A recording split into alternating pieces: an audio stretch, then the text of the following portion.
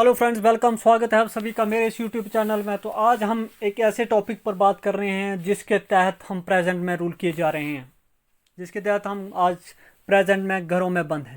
Legally तौर पर government जो है उसको लीगलाइज तरीके से इम्प्लीमेंट कर रही है।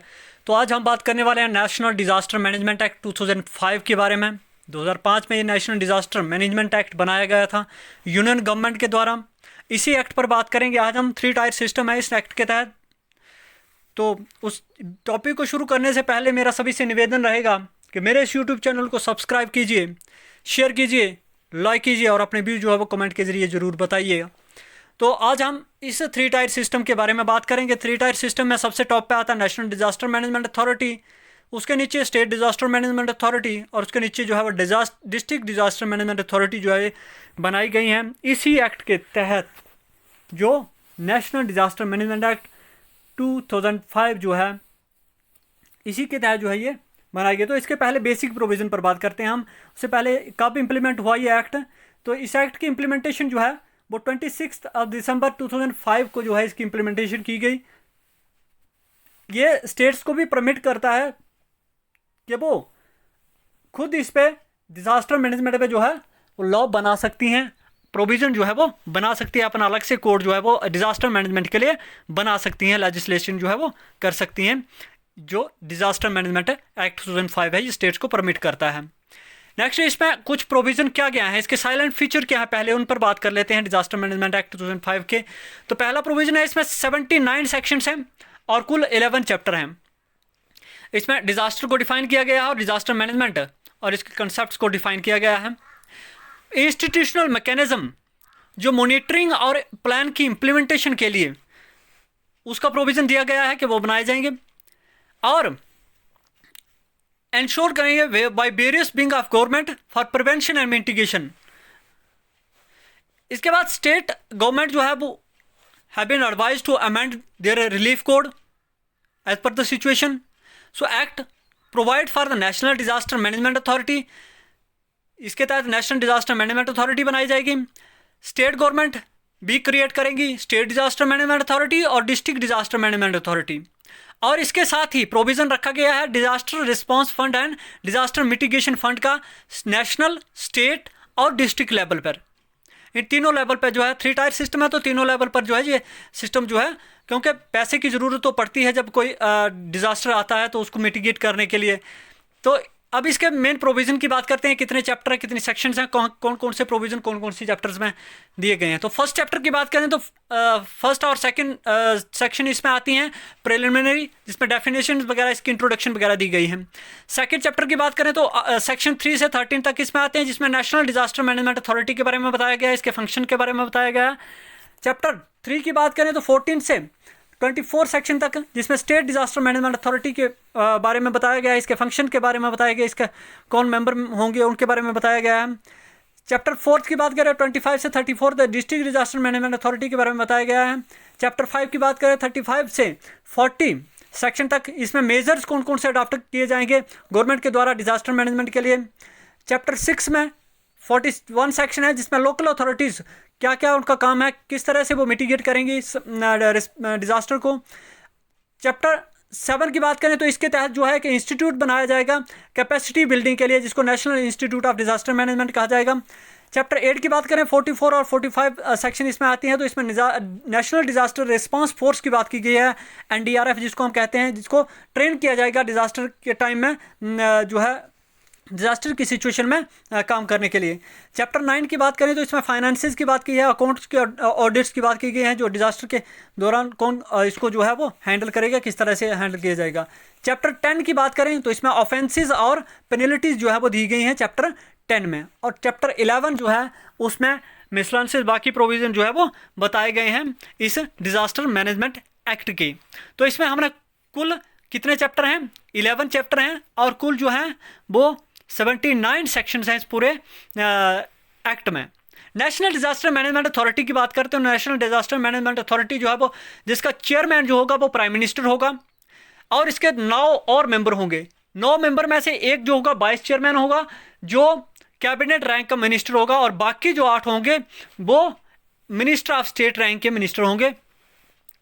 जिनका काम क्या है, पॉलिसीज बनाना, प्लान तैयार करना और गाइडलाइन बनाना डिजास्टर मैनेजमेंट के लिए। इनके लिए एक अथॉरिटी जो है, इस अथॉरिटी को असिस्ट कौन करेगा, नेशनल एग्जीक्यूटिव कमेटी जो है वो बनाई जाएगी।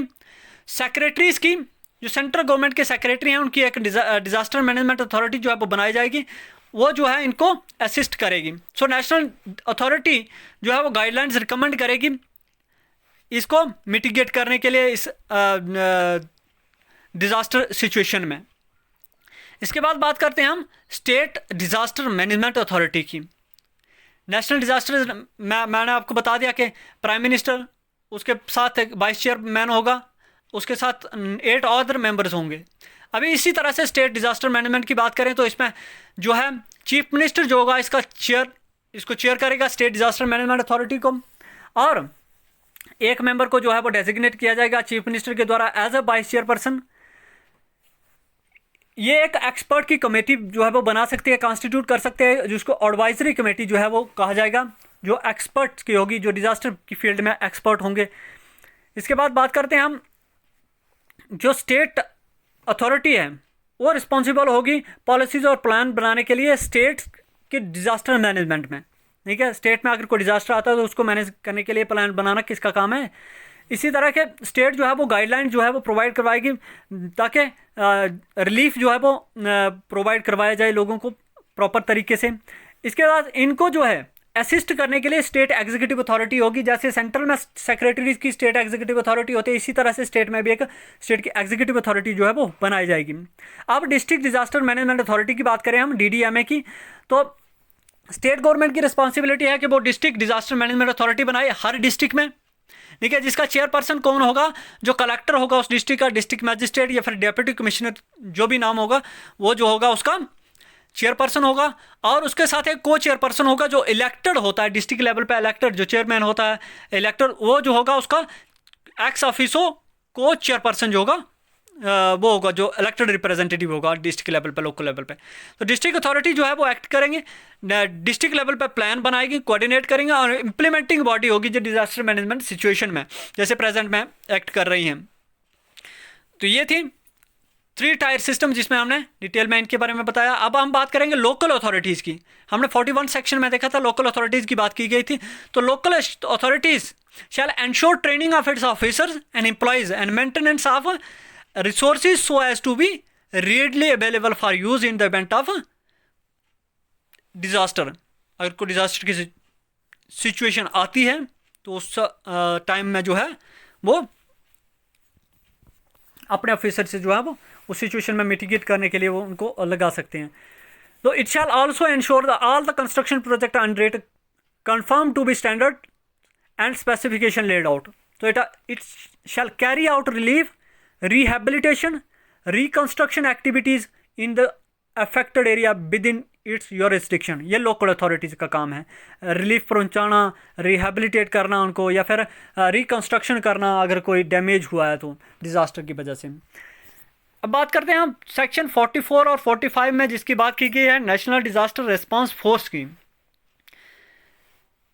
तो इस एक्ट के तहत जो है प्रोविज़न रखा गया है कि एक नेशनल डिज़ास्टर रिस्पांस फोर्स बनाई जाएगी। इसमें स्पेशलिस्ट रिस्पांस फोर्स होगी ये डिज़ास्टर सिचुएशन में उस सिचुएशन को हैंडल करने के लिए, जिसको जो है किसके अंडर बनाया जाएगा, एक डायरेक्टर जनरल जो है वो सेंट्रल गवर्नमेंट के थ्रू अपॉइंट किया जाएगा, उसके अंडर जो है ये काम करेगी disaster management. Disaster management act funds की बात करें तो इसमें अलग अलग प्रोविज़न है। पहले national disaster response fund central government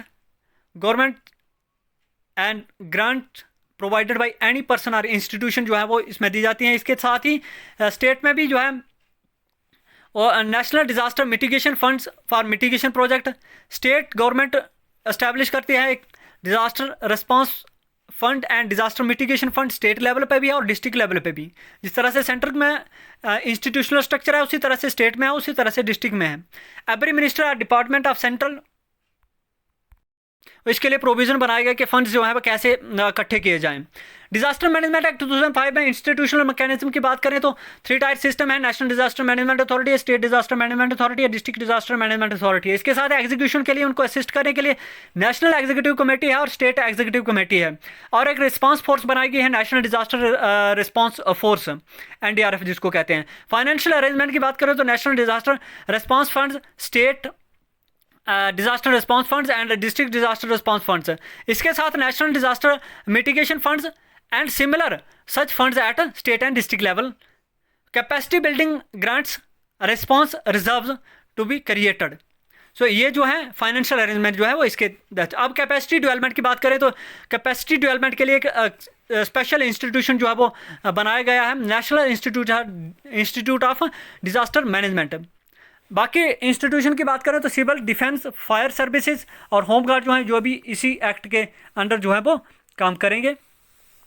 disasters situation में जिस तरह से प्रेजेंट में एपिडेमिक सिचुएशन में जो है काम कर रहे हैं सभी इंस्टीट्यूशन, सिविल हों या फिर मिलिट्री हो, फायर सर्विसेज हों, होम सर्विसेज, हर एक जो है वो काम कर रहे हैं। अब बात करते हैं पेनल्टीज़ की। पीनल प्रोविज़न है सेक्शन 51 से 60 के बीच में। 51 की बात करें तो इसमें पुनिशमेंट फॉर ऑब्स्ट्रक्शन एंड और non compliance of the direction given by the central और state government, national executive committee, state executive committee और डिस्ट्रिक्ट डिजास्टर मैनेजमेंट अथॉरिटी, इनके द्वारा अगर कोई नॉन कंप्लायंस करता है किसी डायरेक्शन को, इनकी कोड को, तो उसको जो है पनिशमेंट दी जाएगी। 1 साल तक इम्प्रिजनमेंट हो सकती है, फाइन हो सकता है, या फिर दोनों चीज़ें जो है वो हो सकती हैं। अगर किसी की ज़िंदगी को इससे नुकसान होता है तो उनको ज़्यादा भी, यानी कि इम्प्रिजनमेंट जो है वो 2 साल तक भी बढ़ाई जा सकती हैं। अब बात करते हैं punishment for false claim of obtaining relief and assistance. और कोई फॉल्स क्लेम करता है कि उसे रिलीफ मिल गई है, उसको असिस्टेंस मिल गई है, तो सेक्शन 52 जो है उसको 2 साल की सज़ा फाइन के साथ जो है वो करती है। ये पेनल्टी रखी गई हैं इसी डिजास्टर मैनेजमेंट एक्ट के तहत। अब बात करते हैं सेक्शन 53 की। सेक्शन 53 में क्या है उस पर बात करेंगे। अब इस पूरे जो डिजास्टर मैनेजमेंट एक्ट है इसमें जो है 10 सेक्शन जो है वो सिर्फ पेनल्टीज़ के लिए रखी गई हैं। सेक्शन 53 में आप बात करें तो पुनिशमेंट रखी गई है मिस अप्रोप्रिएशन ऑफ मनी और मटेरियल की, तो इसमें भी 2 साल की इम्प्रिजनमेंट है और फाइन भी रखा गया है। पनिशमेंट फॉर फॉल्स वार्निंग, और कोई गलत वार्निंग देता है तो उसको 1 साल की सज़ा या फाइन जो है वो हो सकता है सेक्शन 54 के तहत। Offences by the department of the government, अगर कोई गवर्नमेंट डिपार्टमेंट जो है वो गलती करता है तो उसको 55 के तहत जो है वो पुनिश किया जाता है। ठीक है, इसके बाद सेक्शन 55 में है क्या, इनके सब अगर कोई गवर्नमेंट ऑफिसर जो है डिपार्टमेंट का जो है गलती करता है तो हेड ऑफ द डिपार्टमेंट जो है वो गिल्टी माना जाएगा जब तक वो पर्सन जो है वो गलत साबित नहीं हो जाता। तब तक जो है किसको, हेड ऑफ द इंस्टीट्यूशन जो है वो उसको जो है वो गिल्टी माना जाएगा। ये इस एक्ट का कहना है, नेशनल डिजास्टर मैनेजमेंट एक्ट का कहना। अब सेक्शन 56 की बात करते हैं। तो सेक्शन 56 क्या कहती है, refusal to perform any duty by any government officer. अगर कोई भी गवर्नमेंट ऑफिसर डिजास्टर की सिचुएशन में अपनी ड्यूटी परफॉर्म करने से इनकार करता है तो उसको 1 साल की सज़ा या फाइन जो है वो हो सकता है। Penalties for contravention of any order of requisitioning, तो इसमें 1 साल की सज़ा या फाइन या फिर दोनों जो है एक साथ ये हो सकते हैं। अब हम इसकी डिटेल में डिस्कशन करेंगे, इस पूरे एक्ट की कुछ प्रोविज़न हमने पीछे डिस्कस किए उन्हीं को एलेबोरेट करेंगे आगे हम। पहले हम बात करते हैं नेशनल डिजास्टर मैनेजमेंट अथॉरिटी की। तो ये मैंने आपको बताया, ये डिस्ट्रिक्ट डिजास्टर मैनेजमेंट अथॉरिटी की बात कर लेते हैं पहले। तो ये जो है कलेक्टर, डिस्ट्रिक्ट मैजिस्ट्रेट या डिप्टी कमिश्नर जो होगा इसका चेयरपर्सन होगा, और जो इलेक्टेड रिप्रेजेंटेटिव होगा एरिया का वो इसका मेंबर होगा, जिसको एक्स ऑफिसो को चेयरपर्सन कहते हैं। National disaster response force NDRF की बात करें तो 44 और 45 जो है ये प्रोवाइड कर, इसमें प्रोविज़न है कि NDRF जो है वो बनाई जाएगी। स्पेशलिस्ट की ये फोर्स होगी जो सिर्फ डिजास्टर सिचुएशन में एक्ट करेंगे। इसके तहत 42 सेक्शन में एक कैपेसिटी डेवलपमेंट के लिए एक इंस्टीट्यूशन की जो है इस्टाब्लिशमेंट की बात की गई है, national institution of disaster management. Section 46 से 50 जो है वो फंड्स के लिए प्रोविज़न है, वेरियस लेवल पे, नेशनल लेवल हो या फिर स्टेट लेवल हो या डिस्ट्रिक्ट लेवल हो। और एक्ट जो है वो सिविल और क्रिमिनल लाइबिलिटीज़ भी रखी गई हैं जो इन प्रोविज़न को वायलेट करता है। इस एक्ट की प्रोविज़न को जो भी वायलेट करता है उनके लिए पेनल्टीज़ जो हैं वो रखी गई हैं, लाइबिलिटीज़ जो हैं वो उनके लिए रखी गई हैं, सिविल और क्रिमिनल। अब कुछ जो है नेशनल डिजास्टर मैनेजमेंट एक्ट 2005 के प्रोविज़न को मैं आपको बता देता हूँ। सेक्शन 22 जो है वो किस चीज़ की बात करते हैं कि कम्युनिटी ट्रेनिंग जो है वो प्रमोट की जाए। सेक्शन 30 जो है वो ट्रेनिंग पर फोकस करने की बात करती है। सेक्शन 32 जो है वो कम्युनिटी के इन्वॉल्वमेंट की बात करते हैं कि अगर कहीं डिज़ास्टर सिचुएशन में प्रिपेयर्डनेस की बात है या प्लान को इम्प्लीमेंट करने की बात है तो वो लोकल प्लान जो है वो इम्प्लीमेंट करने के लिए लोकल अथॉरिटी जो है उसका सहयोग लिया जाए। इसके बाद नेशनल पॉलिसी बनाई गई डिज़ास्टर मैनेजमेंट में 2009 में, जिसके सेगमेंट 3 जो है उसमें disaster prevention, mitigation and preparedness, ये 3 टाइप जो है प्रोग्राम बनाया गया। सेगमेंट 7 की बात करें तो उसमें कम्युनिटी जो है वो फर्स्ट रिस्पॉन्डर के तौर पर जो है वो उस कम्युनिटी को माना गया कि कम्युनिटी जो होगी, जो लोकल कम्युनिटी होगी, वो एज अ फर्स्ट रिस्पॉन्डर जो है वो एक्ट करेगी।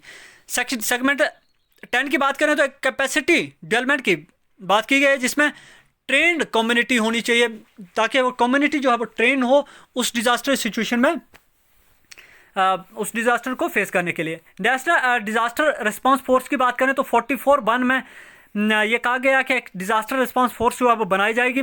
स्पेशलिस्ट की फोर्स होगी, ये स्पेशलिस्ट पर्पस के लिए होगी, डिज़ास्टर सिचुएशन में एक्ट करने के लिए।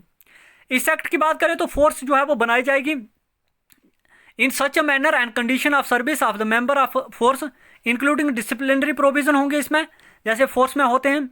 45 की बात करें सेक्शन की तो इसमें जो जनरल सुपरिटेंडेंट्स डायरेक्शन और कंट्रोल होगा वो नेशनल जो डिज़ास्टर मैनेजमेंट अथॉरिटी है वो उसका होगा।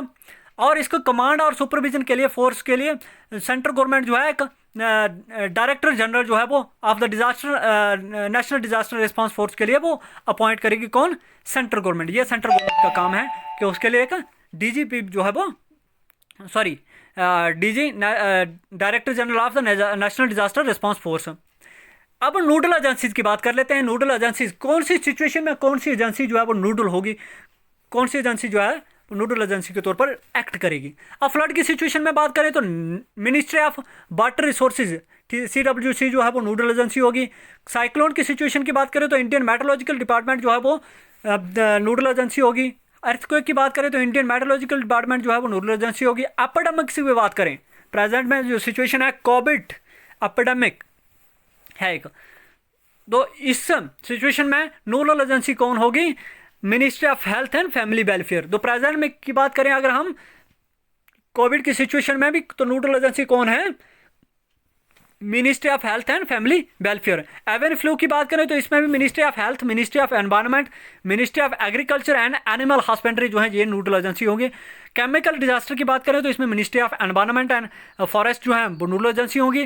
रेल एक्सीडेंट की बात करें तो इसमें रेलवे मिनिस्ट्री जो है वो नोडल एजेंसी होगी। इंडस्ट्रियल डिजास्टर की बात करें तो लेबर मिनिस्ट्री जो है इसमें नोडल एजेंसी होगी। एयर एक्सीडेंट की बात करें तो मिनिस्ट्री ऑफ एविएशन जो है वो इसमें नोडल एजेंसी होगी।